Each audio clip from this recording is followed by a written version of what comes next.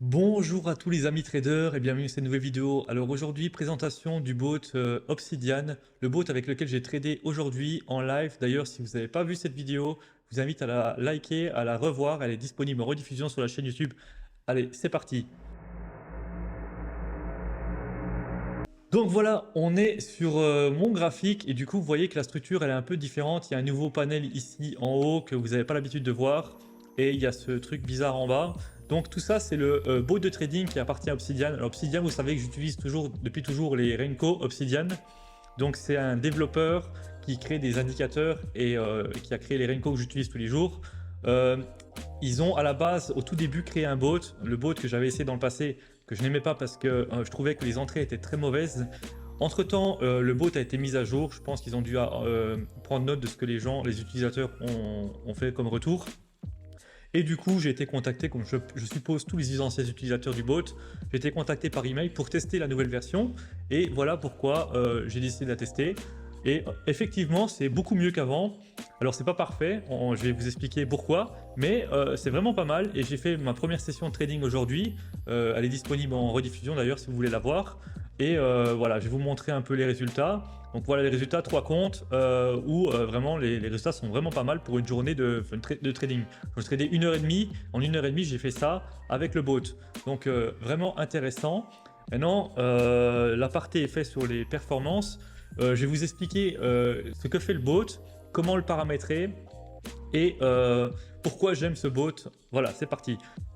Donc pourquoi j'aime ce bot, c'est simplement parce que ça utilise les mêmes concepts que j'utilise tous les jours. Donc le même type de stratégie, c'est-à-dire une tendance, un retracement et on rentre dans le trade. C'est exactement ce que moi j'utilise tous les jours et du coup voilà pourquoi j'aime ce bot. Un autre détail, c'est que ça utilise des Renko Line aussi. Bon, eux, ils appellent ça un Diamond Cloud, parce que c'est basé sur l'indicateur Diamond, je sais plus quoi, Diamond, bref, peu importe. Et du coup, ils appellent ça Diamond Cloud, mais en fait, c'est voilà, ce cloud ici, c'est des Renko Line. C'est une Renko Line, une deuxième et une troisième Renko Line, une à côté de l'autre, et au milieu, ils ont ils ont rempli le milieu pour faire un cloud. Mais voilà, du coup, encore un autre point qui fait que j'aime beaucoup ce bot, c'est que ça utilise exactement le même type de concept que j'utilise tous les jours depuis déjà un bon bout de temps. Donc voilà, donc ensuite, vous voyez qu'il y a différentes choses, il y a des petits points, il y a des flèches, il y a des diamants et il y a aussi des petits triangles, c'est aussi un autre type de flèche, un petit triangle ici. Voilà, il y a ça, ensuite il y a ce truc là. Donc on va commencer par la partie du bas. La partie du bas qui selon moi n'est pas utile. Si vous regardez la vidéo, enfin la rediffusion du live de trading, j'avais pas ce truc là sur le graphique. Alors ce truc là pour moi ça sert à rien, c'est juste un filtre de tendance qui indique si c'est haussier ou baissier. Pour moi ça n'a aucune utilité dans le sens où on voit la tendance avec le cloud ici. Donc ça c'est superflu et plus on a des éléments sur un graphique, sur NinjaTrader, plus la plateforme va être ralentie parce que c'est lourd, un élément est lourd. Il faut savoir que typiquement le cloud ici, c'est un enchaînement de lignes dessinées et du coup ça alourdit le graphique et plus c'est lourd, plus on a le PC qui risque de ramer. Donc si on peut éviter de mettre quelque chose dessus, on évite. Donc ça pour moi c'est à bannir, ça sert à rien. Ensuite, pour moi d'autres choses qui servent à rien, c'est les petits triangles ici. Je vais vous expliquer pourquoi. Donc, il faut savoir qu'il y a 4 types d'entrées possibles avec ce bot. Il y a l'entrée sur les flèches ici. Il y a l'entrée sur les diamants ici, donc que ce soit baissier ou haussier. Quand il est noir, c'est baissier. Quand il est rose, comme ici, c'est haussier.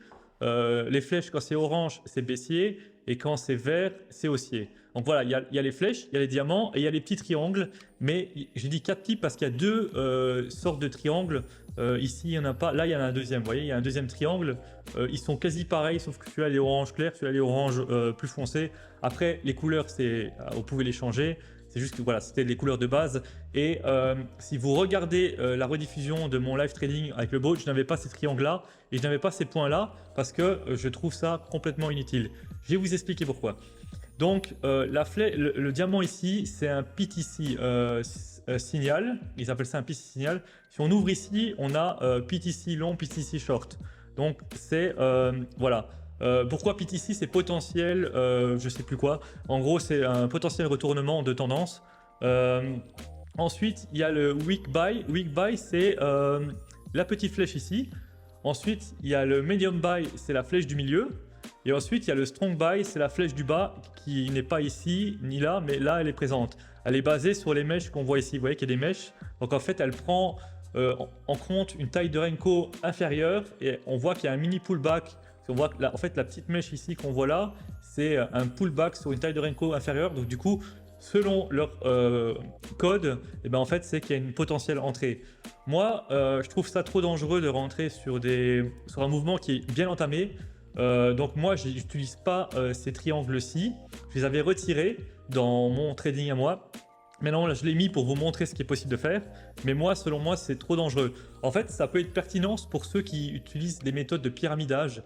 Moi, je ne pyramide pas parce que je trouve qu'en prop firm, c'est vraiment trop risqué parce qu'on s'expose beaucoup trop et on risque de tilt et d'exploser le compte. Mais voilà, typiquement, ceux qui pyramident, ici, ils rentreraient sur le diamant ici.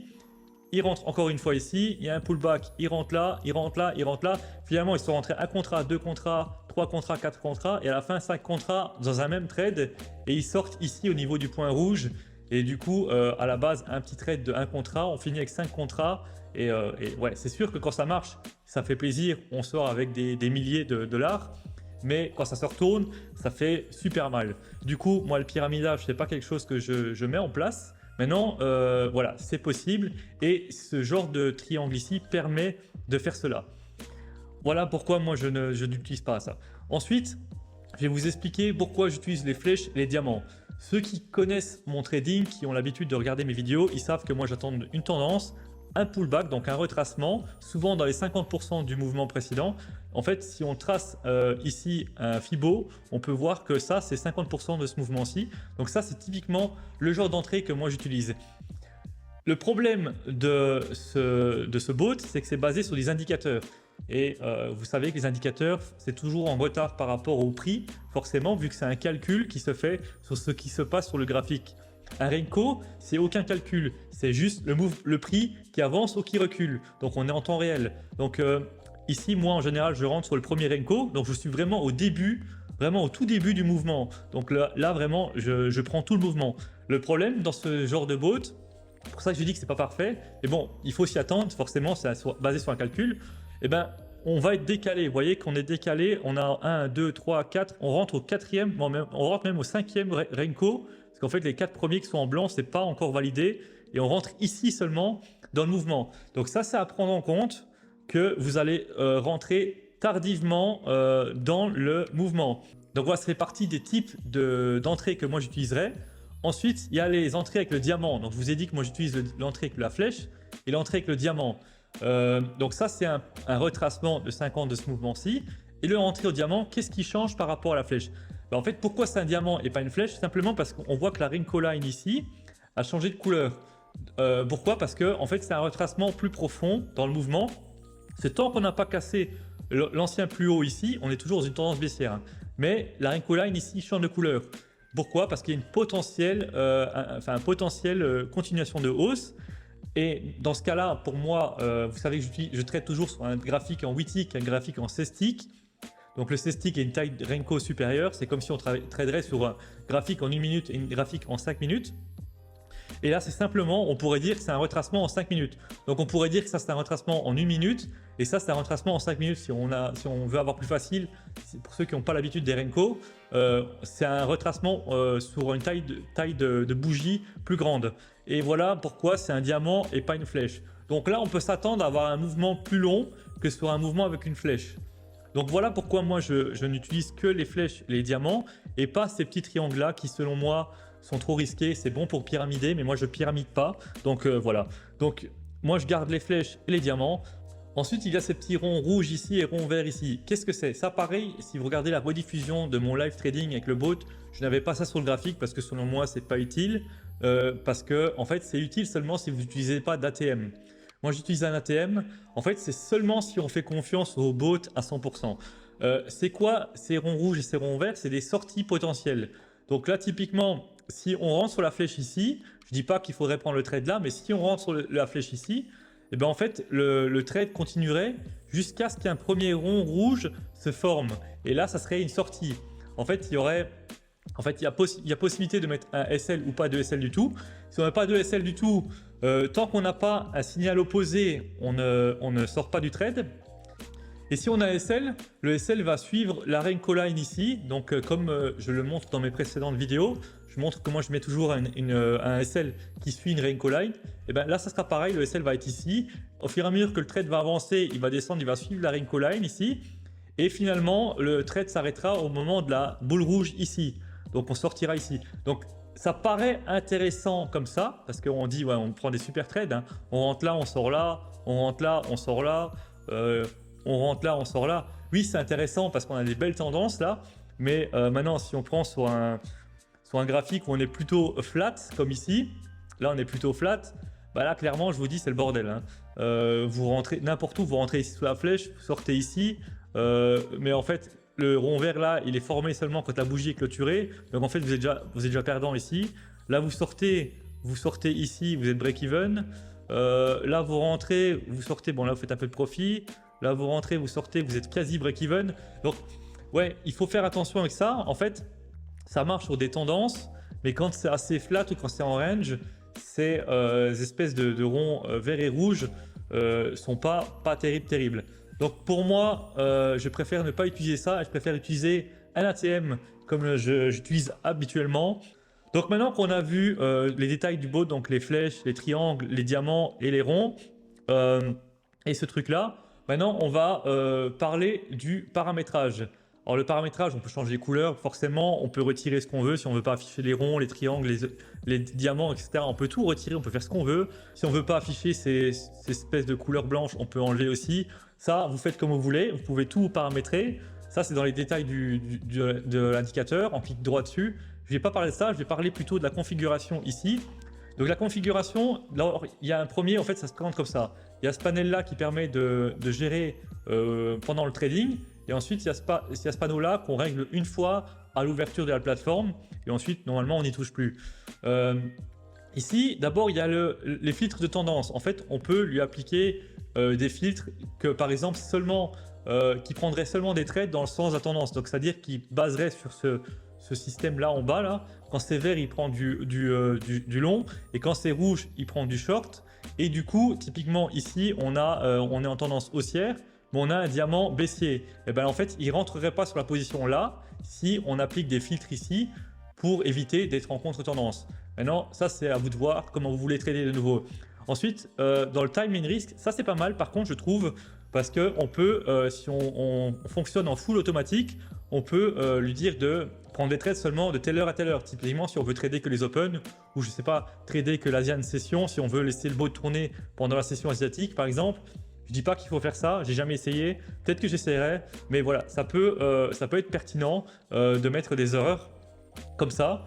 Ensuite, il y a différents réglages ici, bon, ça c'est pas vraiment pertinent. Par contre, ça c'est pas mal.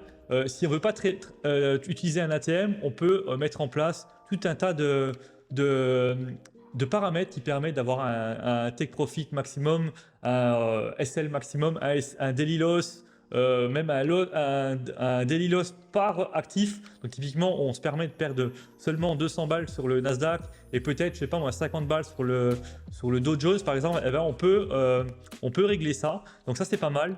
Ensuite, ici, il y a les news filters. Alors là, ça permet normalement de couper le bot, de le désarmer 5 minutes avant et après chaque annonce économique. Donc 5 minutes avant l'annonce économique, il se coupera et il redémarrera que 5 minutes après l'annonce économique.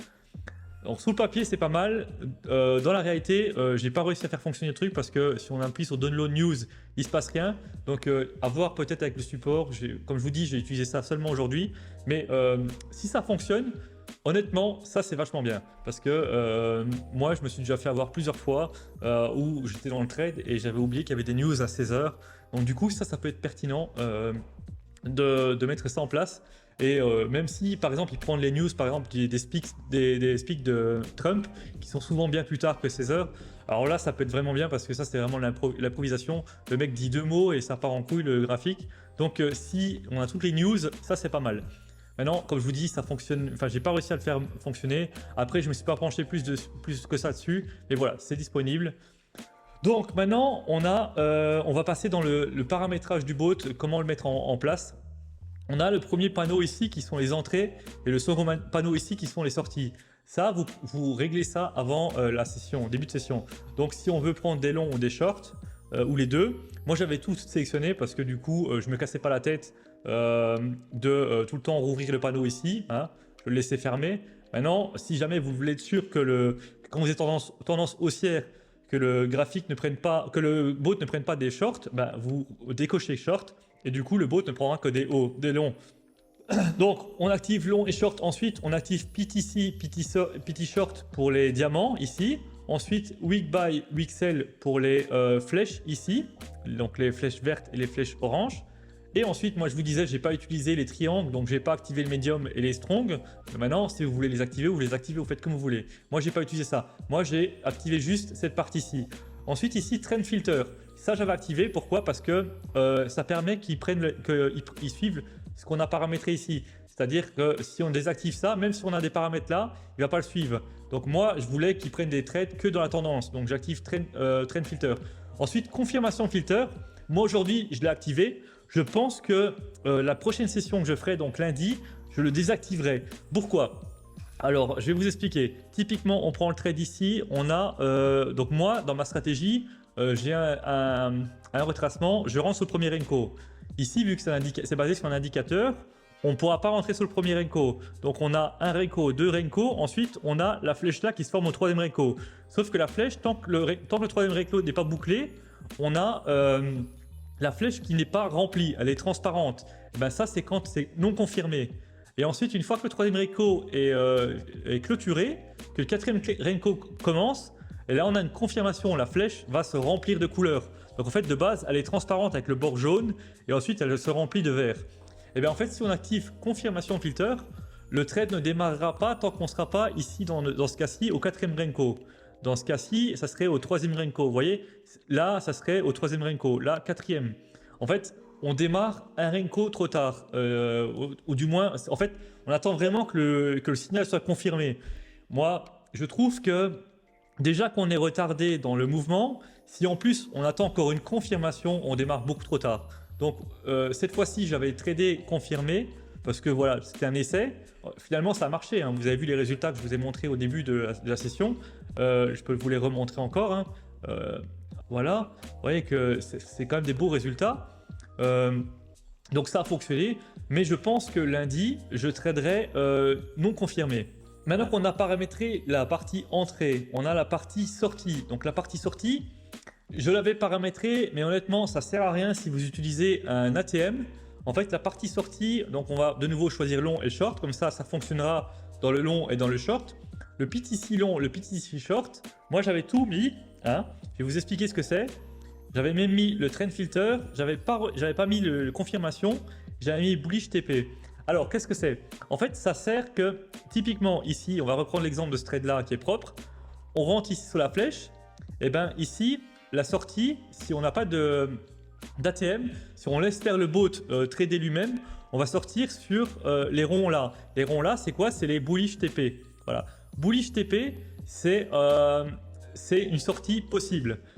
Alors ici, on a confirmation ou non confirmation, comme ici. Mais en fait, non confirmation, on sortira sur le rond qui est transparent. Confirmation, on sortira sur le rond qui est complet. Moi, j'avais mis non confirmé, comme ça, de nouveau, on sort plus tôt parce qu'il faut savoir qu'il se confirme seulement quand on a, là c'était pas le cas, je sais pas pourquoi, mais normalement, il se confirme quand on a un Renko baissier. Donc pour moi, on sort beaucoup trop tard, alors qu'on pourrait sortir ici, par exemple. Voilà, si on serait sorti sur le rond transparent ici, on serait sorti là et pas là, on aurait gagné une vingtaine de ticks. Donc, je trouve que c'est plus pertinent. Après, comme je vous ai dit, moi aujourd'hui j'ai tradé avec un ATM, donc c'était pas utile de mettre ça en place, mais voilà, on peut le mettre. Donc pourquoi il y a tous ces éléments là? Parce qu'on peut sortir sur un TP, on peut aussi sortir, admettons on désactive les TP, on peut sortir sur le diamant ici. Donc le diamant c'est quoi? C'est le PTC long. Donc ici on rentrerait là, une fois qu'il y a le diamant là opposé, boum, on sort avec ça. Ensuite on voudrait sortir sur les flèches ici, les triangles là. eh ben, on a le medium buy et medium sell. Donc là, on sortirait là. Ensuite, il y a le strong, de nouveau, c'est celui qui est ici. Où est-ce qu'il est? Le strong, il n'y en a pas. Là, ici, il y en a un là. Ici, c'est le strong. Voilà. Donc, il y a moyen de sortir sur plein d'éléments. À vous de voir. Après, c'est sûr que le plus grand trade qu'on peut faire, c'est sortir sur les bullish TP et et bearish TP. Donc, si vous voulez prendre des grands trades, ne cochez que le bullish TP et bearish TP et cochez confirmation filter et trend filter. Et c'est parti, vous sortirez sur le maximum que vous pouvez retirer d'un trade. Voilà. Après, donc ça c'est comment on paramètre le bot. Ensuite, pour le mettre en place, on va choisir ici dans le panneau de droite, comme habituellement, son ATM ou pas, son compte qu'on veut trader, la quantité de contrats qu'on veut trader. Mais, donc si jamais vous n'avez pas d'ATM, il faudra mettre une quantité. Si vous avez un ATM, eh ben, la quantité se règle automatiquement par l'ATM, comme habituellement. Donc qu'est-ce qu'on fait? On choisit le compte. Ensuite, il faut sélectionner l'instrument pour qu'il sache qu'il trade du Nasdaq. Même si on est sur un graphique Nasdaq, on est obligé de sélectionner l'instrument. Je ne sais pas pourquoi, mais on est obligé, sinon ça ne fonctionne pas. Ensuite, la quantité, c'est le nombre de contrats que vous avez sélectionné ici. Si vous mettez quantité safety, que ça sert à respecter scrupuleusement la quantité qu'on a ici et qu'on ne prenne pas en compte ce qu'on a mis dans le risque limite ici. Mais je crois, à prendre avec des pincettes, je ne suis pas certain. Ensuite, ici, il y a le bouton contre-tendance. En fait, counter-trend, c'est si on veut prendre des trades en contre-tendance. Donc, admettons, vous avez, comment dire, ici, paramétrer trend filter, etc. Et vous mettrez, vous cochez cela, et vous pouvez prendre des trades dans les deux sens. Je crois que si typiquement, vous prenez un long ici, vous arrivez ici, il y a un signal bearish, ça repart en bearish. Je crois que c'est pour faire du reverse trading. Voilà, je ne suis pas certain, mais voilà, ça c'est un truc que je n'utilise pas. Ensuite, il y a Adjust Order Quantity. Ça c'est quoi? C'est si de nouveau vous pyramidez manuellement. Imaginons, vous rentrez ici en short. Là, il y a un signal, mais vous ne l'avez pas paramétré ici, vous ne l'avez pas mis en place. Hein, et vous dites, oh, bah, je vais quand même rentrer. Vous appuyez sur vendre ici sur le bouton à droite. Vous rentrez manuellement, donc vous n'utilisez pas le bot. Là, vous rajoutez un contrat. Et ensuite, vous re-rentrez, vous rajoutez un autre contrat. Et bien ici, si vous avez ça activé, le Adjust Order Quantity, eh ben, en fait, ça va prendre en compte les contrats que vous avez ajoutés par rapport à votre daily loss que vous avez mis en place ici. Donc tout ça va être comptabilisé. Je trouve que ça complexifie un peu trop le système. Moi, j'utilise pas ça parce que je pense que si on utilise le bot, voilà, on travaille avec le bot, on travaille pas en bot, en manuel et tout, et on va dans tous les sens. Et après, c'est un bordel. Et après, on crame des comptes. Après, c'est à vous de voir de nouveau. C'est vous qui allez utiliser le bot. Moi, c'est comme ça que j'utilise. Ensuite, ici, il y a le bouton flatten. Ben voilà, flatten, ça sert à juste couper toutes les positions, retourner à zéro. Et en plus, quand on utilise le bouton flatten, on va désarmer le système si le système est armé. Il faudra réactiver le système pour qu'il reprenne un autre trade. Et ensuite, ici, si on coche ATM, et ben en fait, il va automatiquement choisir l'ATM qu'on a choisi ici. Donc là, j'ai mis bot. C'est ce que j'avais mis aujourd'hui. Mais admettons, je prends par exemple, je sais pas, l'ATM Nasdaq C-Stick. Et bien ici, ça va être Nasdaq C-Stick, vous voyez, ça se met automatiquement l'ATM qu'on a sélectionné ici. Moi, je l'ai tradé comme ça. Maintenant, vous faites comme vous voulez, soit vous utilisez votre ATM, soit vous utilisez les entrées et sorties qui sont programmées dans l'indicateur. Ensuite, une fois que tout ça est activé, il faut l'armer et ensuite, vous devez choisir semi ou auto. Alors, automatique, ça veut dire quoi? Ça veut dire qu'il va prendre toutes les positions dès qu'il y aura un signal. Il fera tout seul, il va prendre, il va sortir suivant votre ATM ou suivant les sorties possibles que vous avez sélectionnées ici, hein, tout le temps. Donc il prend un trade, il y a une autre possibilité, il reprend un autre trade, il y a une autre possibilité, il reprend un trade et il peut en prendre beaucoup. Hein. Ou alors vous tradez en semi-automatique. Moi, c'est comme ça que j'ai décidé de trader aujourd'hui. Pourquoi? Parce que selon moi, tous les entrées ne sont pas pertinentes. Et du coup, le semi-automatique, c'est quoi? C'est quand vous sentez qu'il y a une entrée possible, vous l'activez et ensuite, lui, il va prendre son trade. Et une fois que le TP ou que le SL, dans le pire des cas, est touché, eh ben, le système se désarme. Donc, il va se désactiver et il ne prendra plus d'autres trades tant que vous n'aurez pas de nouveau recliqué sur semi-automatique. Donc, il ne va plus reprendre de trade. Donc, c'est vous qui décidez quand vous rentrez. Et moi, je trouve que c'est plus pertinent de travailler comme ça. En fait, on a une machine qui permet de rentrer super rapidement mais je trouve que on est plus, enfin, je trouve que moi, j'ai une meilleure décision que le bot.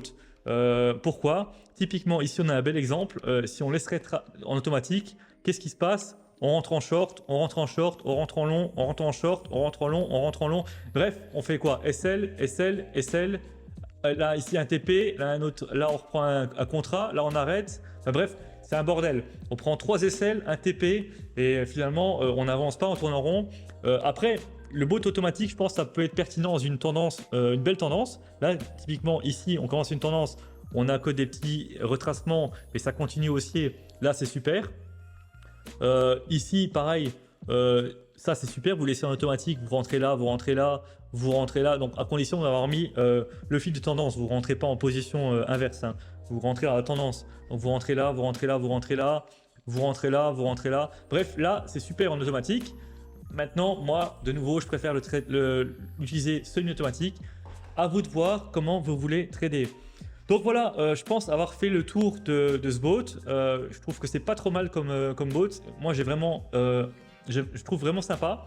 Je pense que je vais l'utiliser toute la semaine. J'ai 14 jours d'essai.